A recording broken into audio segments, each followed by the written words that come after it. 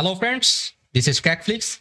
ঋতিক রোশন এবং জুনিয়র এনটিআরের upcoming movie War 2 নিয়ে অনেক অনেক আপডেটস এবং ইনসাইডার ইনফো আসছে। এর মধ্যে বেশিরভাগ আপডেটসই জাস্ট রিউমার। তবে এই সকল আপডেটসের মধ্য থেকে ফিল্টার করে প্রায় অথেন্টিক আপডেটগুলোই আজকের ভিডিওতে তুলে দেওয়া হবে। তবে ভিডিওটি শুরু করার আগে সবার কাছে অ্যাজ ইউজুয়াল আমার রিকোয়েস্ট থাকবে আমার ইউটিউব চ্যানেলটি সাবস্ক্রাইব করে দিবেন এবং ভিডিওটি যদি আপনাদের ভালো লেগে থাকে তাহলে আমার ফেসবুক পেজটি ফলো করে দিবেন। তো দেরি না করে চলুন শুরু করা যাক। ওয়ার 2 মুভিতে লিড প্রোটাগনিস্ট হিসেবে থাকছেন ঋতিক রোশন। তবে অনেকেই একটা ব্যাপার ছড়াচ্ছেন যে মুভিতে নাকি ঋতিক রোশনকে কম ইম্পর্টেন্স দেওয়া হবে এবং জুনিয়র এনটিআর এর দিকে বেশি ফোকাস করা হবে। এটা আসলে টোটালি একটা মিসকনসেপশন। যারা এই মিসকনসেপশন ছড়াচ্ছেন তারা দুই ফ্যান বেজের মধ্যে ফ্যান ওয়ার ক্রিয়েট করতে চাচ্ছেন। তাই সবার কাছে রিকোয়েস্ট থাকবে এই ধরনের মিসকনসেপশন দেখে কেউ মিসলিড হবেন না। ওয়ার 2 মুভিতে কিয়ারা আদভানিকে লিড অ্যাক্ট্রেস হিসেবে কাস্ট করা হয়েছে এবং মুভিতে ঋতিক এবং কিয়ারা আদভানির মধ্যে একটি সফট লাভ অ্যাঙ্গেল দেখানো হবে। ওয়ার 2 মুভিতে লিড অ্যান্টাগনিস্ট হিসেবে আছেন জুনিয়র এনটিআর। তবে জুনিয়র এনটিআর মুভিতে ফুল ফ্লেজের কোনো ভিলেন না।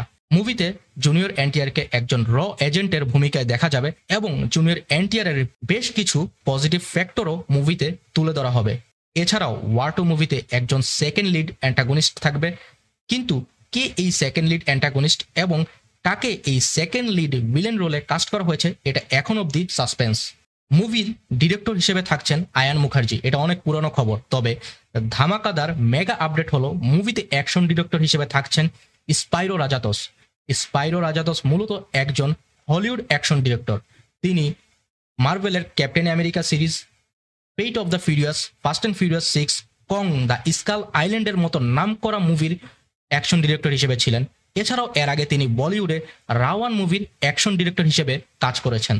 তাই অ্যাকশন সিকোয়েন্সের দিক দিয়ে যদি চিন্তা করি তাহলে ওয়ার 2 মাধ্যমে আমরা অনেক ধামাকাদার অ্যাকশন সিকোয়েন্স পেতে যাচ্ছি। মিউজিক ডিরেক্টর হিসেবে থাকছেন প্রীতম। সো মিউজিক সেগমেন্ট নিয়ে মোটামুটি নিশ্চিন্ত থাকা যায়।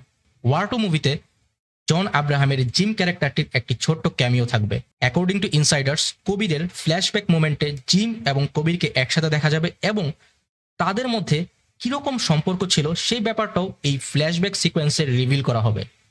ওয়ার 2 মুভিতে পাঠান এবং টাইগারের কোনো ক্যামিও থাকছে না, এটা প্রায় নিশ্চিত। তবে পাঠান এবং টাইগারের নামের রেফারেন্স থাকবে মুভিতে। ইভেন খালিদের নামের রেফারেন্স মুভিতে থাকতে পারে।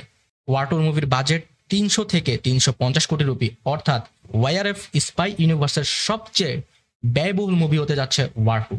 ঋতিক রোশন এবং জুনিয়র এনটিআর দুজনেই ওয়ার 2-র জন্য 100 দিনের শিডিউল দিয়েছেন প্রমোশনাল অ্যাক্টিভিটি সহ। মুভিতে জগপতি বাবুকে কাস্ট করা হয়েছে এবং তাকে জুনিয়র এনটিআর এর বাবা রোলে দেখা যাবে। এছাড়াও ওয়ার 2 এর স্টার কাস্টের লিস্টে আরও একটি বড় নাম যুক্ত হয়েছে, আর তিনি হলেন অনিল কাপুর। মুভিতে অনিল কাপুরকে একজন বড় অফিসারের রোলে দেখা যাবে, যদিও তার এই রোলটি একটি ক্যামিও রোল। তবে অ্যাকর্ডিং টু ইনসাইডার্স তার এই ছোট্ট ক্যামিও রোলটিও অনেক ইম্প্যাক্টফুল থাকবে। এছাড়াও ওয়ার 2 এর এন্ড ক্রেডিট সিনে ফিমেল স্পাই ইউনিভার্সের ক্যারেক্টার এবং তাদের সম্পর্কে কিছু ইঙ্গিত দেওয়া হতে পারে। And finally mark the date, war 2 release হবে 14 আগস্ট 2025।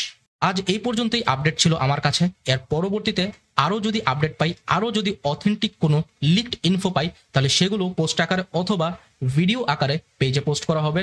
সো সবাই পেজটির সাথেই থাকবেন। অ্যান্ড ঋতিকিয়ান্সরা just brace yourself for the havoc of War 2, কারণ ওয়ার 2-র মধ্যে এমন পটেনশিয়ালিটি রয়েছে যে ওয়ার 2 আমি মনে করি ঋত্বিকের প্রথম 500 কোটি ডোমেস্টিক নেটের মুভি হতে যাচ্ছে। সো আমরা সবাই সেই এক্সপেকটেশনই রাখি এবং পরবর্তী আপডেটের জন্য ওয়েট করি। সবাই ভালো থাকুন, মুভি দেখুন, হ্যাপি ওয়াচিং।